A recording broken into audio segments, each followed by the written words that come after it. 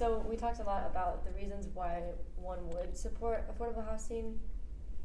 Why might a community not want affordable housing in their area? Change.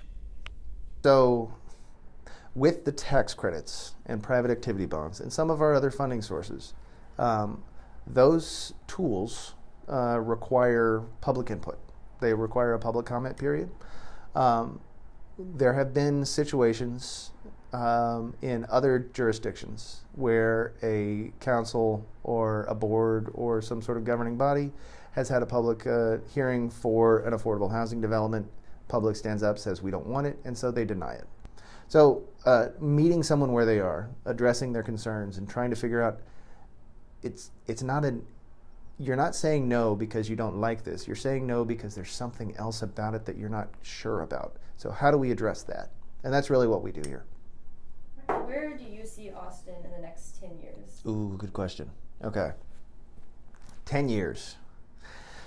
In 10 years, assuming Project Connect moves forward, we will have a light rail at that point. I think the target opening date is 33.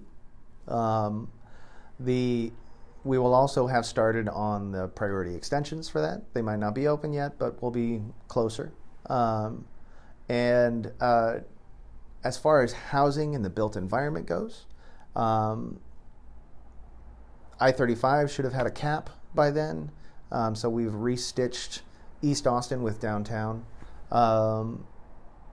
And we should be finishing up, if we get another allocation of general obligation bonds, then we should be finishing up that one.